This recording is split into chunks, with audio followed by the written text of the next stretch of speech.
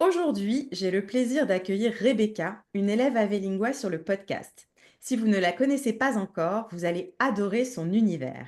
Elle vit à Théier, en Loire-Atlantique, et partage à travers ses stories de magnifiques photos de la nature qui l'entoure sur son Instagram, @château de la ruche, qui compte plus de 73 000 followers et ce n'est pas pour rien. Rebecca est une vraie photographe. J'adore son regard sur les paysages, toujours empreint de douceur et de poésie. Mais Rebecca n'est pas seulement une passionnée de photographie, c'est aussi une excellente écrivaine. Chaque semaine, elle publie un article en anglais sur sa vie au château sur Substack, où elle partage ses réflexions, son quotidien et son amour pour la nature et les fleurs. C'est toujours un plaisir de la lire. J'apprends toujours plein de nouveaux mots en anglais. Aujourd'hui, on va parler ensemble de son parcours et de tout ce qui fait son univers unique. Bienvenue Rebecca. Merci Virginie, bonjour et merci pour l'invitation. Ah, je t'en prie, c'est avec plaisir que tu vas aujourd'hui pouvoir nous partager plein de choses sur ta vie au château. J'ai hâte de te poser quelques petites questions. Alors, on va commencer de manière très simple, mais c'est une question qui m'intéresse et qui, je pense, intéressera les auditeurs. Qu'est-ce qui vous a poussé, toi et ton mari, à venir en France, acheter un château, le transformer en gîte? Qu'est-ce qui vous a poussé à faire cette aventure? On va avoir une aventure. Nous sommes mariés, on a deux enfants, on a de bons carrières, on a rénové deux maisons. On était très contents en Angleterre, mais on a pensé, est-ce que c'est ça? Un jour, j'ai réalisé qu'il était essentiellement possible d'échanger notre petite maison en Angleterre contre un château en France. Avec ça, était possible aussi pour nous de créer une entreprise ensemble et profiter de encore de temps en famille. Donc, 6 mois après de mon idée, nous avons été en France. Nous avons trouvé notre château en ligne et c'est le seul que nous avons vu. Oui, c'est fou, un peu fou. Mais on dit c'était un coup de cœur. Super, au moins c'était simple. Je pense que tu vas faire rêver les auditeurs à dire que tu as vendu une maison pour un château. C'est incroyable, c'est vraiment fou. Ouais. Comment est-ce que tu décrirais les différences entre ta vie, votre vie, à toi, ton mari et tes enfants en Angleterre et ta nouvelle vie en France depuis quelques années? Notre vie en Angleterre était différente de notre vie en France. En Angleterre, Tim a beaucoup voyagé pour son travail. Et j'étais journaliste et j'ai travaillé au bureau. En France, nous sommes à la maison toujours. Chaque jour, nous mangeons en famille et nous passons beaucoup de temps ensemble. Temps en temps, trop beaucoup de temps, je pense.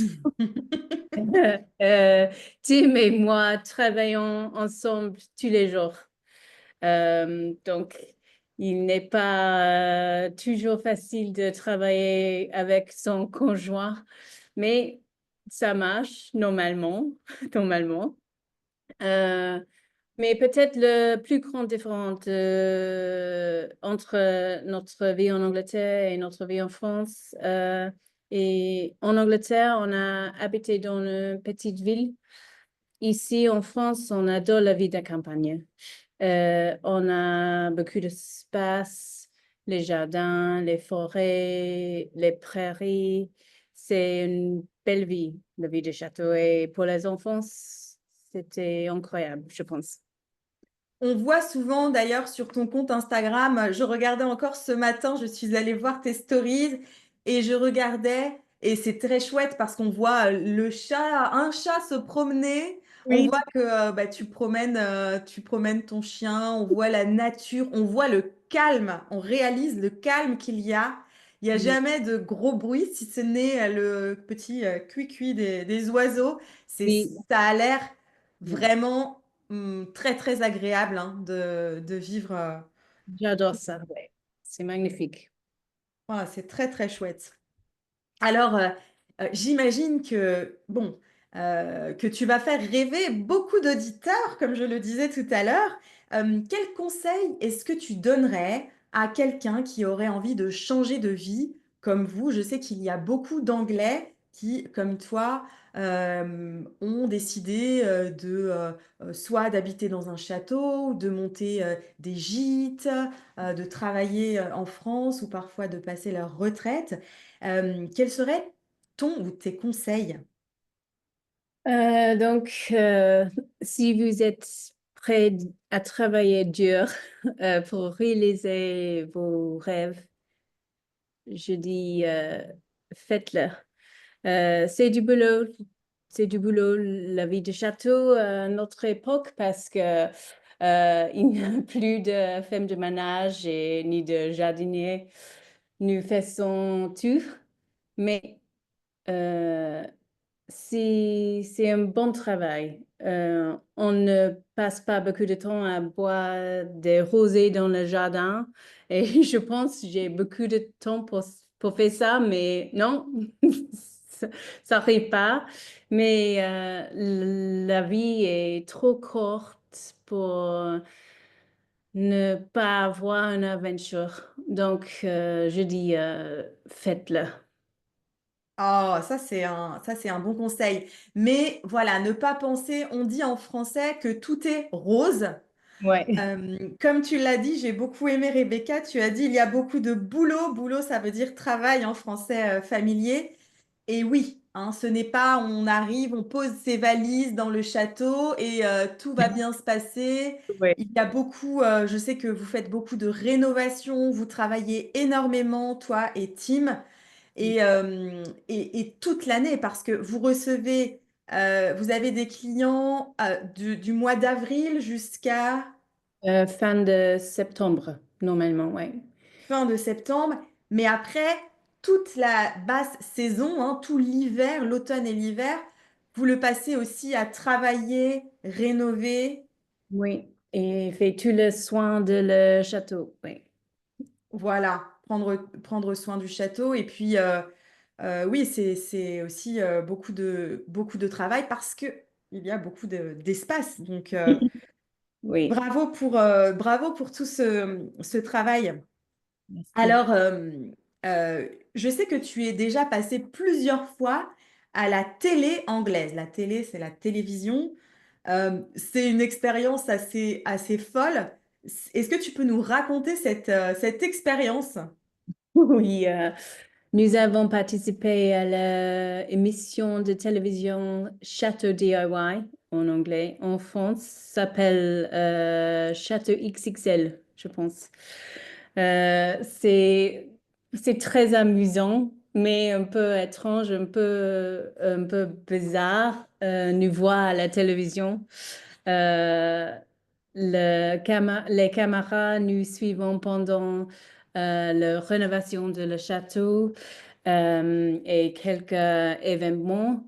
Euh, nous avons, nous avions peur de le faire, mais cela a été très bon pour notre entreprise. Donc, c'était une bonne décision, je pense. Beaucoup de notre clients arrivent après nous voir en télévision. Oh, ok.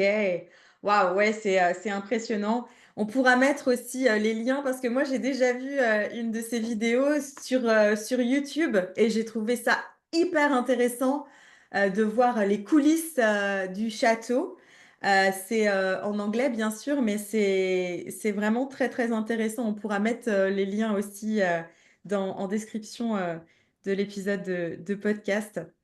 Très chouette d'avoir la télé avec vous pendant plusieurs jours. Ils sont restés plusieurs jours, plusieurs semaines.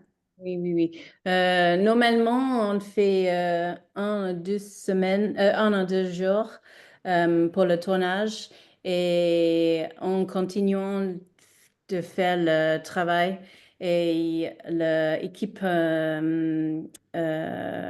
revient euh, après quelques temps et elle fait le tournage, fait encore de tournage pour voir le fin de le travail.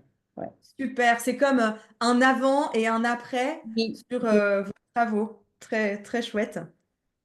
Alors, je sais, Rebecca, que la haute saison est très, très active hein, quand vous recevez avec Tim les clients. Est-ce que tu peux me raconter une journée typique en haute saison au château de la Ruche? Comment ça se passe?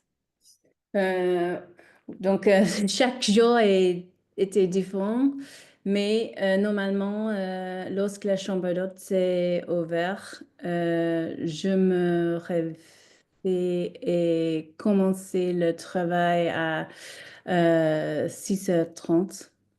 Je prépare les tables de petit déjeuner, j'amène les garçons à l'école.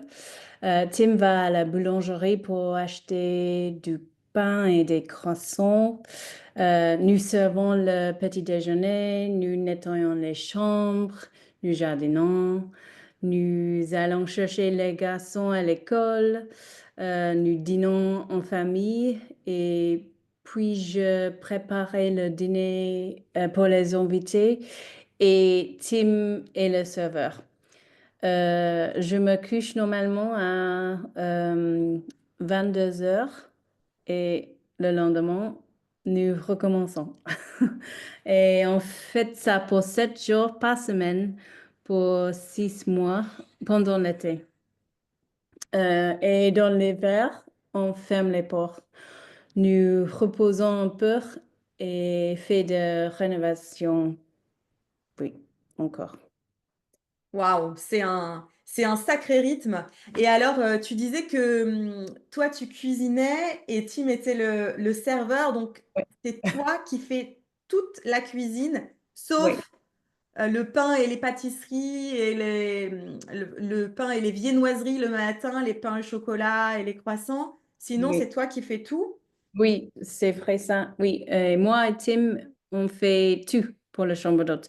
On a un petit peu d'aidé 3 fois par semaine avec le ménage, mais tout le reste sont nous. Waouh, super.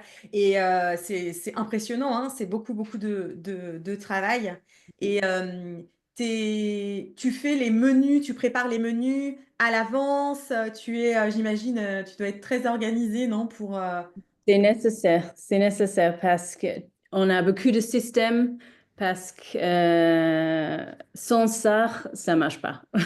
Donc, ça, c'est très cadré. Ok, waouh, impressionnant. Bah oui, j'imagine, parce que sinon, c'est le chaos et ce serait Ouais. pas possible. Donc, vous êtes très organisés tous les deux. C'est Très nécessaire. chouette. Oh, Rebecca, j'aurais beaucoup encore de questions à te poser, mais peut-être dans un prochain épisode. Alors, moi, j'ai une question qui n'a rien à voir, mais que je pose toujours à mes invités. Est-ce que tu penses à quelqu'un que je devrais inviter sur ce podcast? Kate Hill, tu connais Kate Hill? Non, elle est américaine mais vit en France depuis quelques années. Elle est maintenant cuisinée en Gascogne, mais avant, elle vivait sur un péniche, canal boat. Oui, un péniche sur le canal du Midi. Waouh. Oui, elle m'inspire beaucoup. Elle est en- Oh, ouais. Elle a beaucoup, beaucoup, beaucoup d'histoires, je pense. ok, de choses à raconter. Super, j'adore parce que je découvre toujours. des personnes grâce à mes invités. Donc, merci beaucoup. Kate Hill, je me mettrai en contact. Elle a un Substack et elle a un Instagram, je pense aussi. Super, d'accord, très bien. Je vais regarder ça. Merci beaucoup. Alors, on a pris des cours ensemble, hein, tu as pris des cours one-to-one avec moi cette année. Est-ce que selon toi, il y a eu un avant et un après grâce à nos cours de français? Oui, bien sûr. Euh, Quand je suis arrivée en France, je ne parlais pas français. Rien. Et les enfants aussi. Tim, il avait un peur, un petit peur. À bout de 8 mois, les enfants étaient presque bilingues. Presque. Les enfants sont incroyables. Moi et Tim avons appris vite aussi au début. Notre voisin Alain et notre électricien Jean ont été nos professeurs. Mais quand Covid est arrivé, nous avons vu personne. Et j'ai perdu mon confiance. Et j'étais très anxieux. Et après quelques interactions difficiles en français, j'étais nerveux juste de l'idée de parler français. Euh, et j'ai commencé à éviter de parler français. Et je laisse Tim parler à ma place. Et je n'aime pas ça parce que j'ai j'ai parlé pour moi. C'était tellement grave. Éventuellement, j'avais peur de quitter la maison sans lui.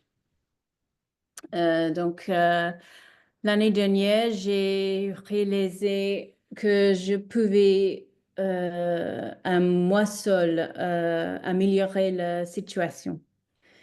Euh, donc, je trouve toi sur Facebook, je pense, et mes cours avec toi fait une grande différence. Maintenant, je comprends mieux. Je peux entendre chaque mot dans une phrase. Euh, je n'ai pas peur de parler. Je suis encore nerveux, mais je sais que je peux généralement avoir une conversation avec quelqu'un.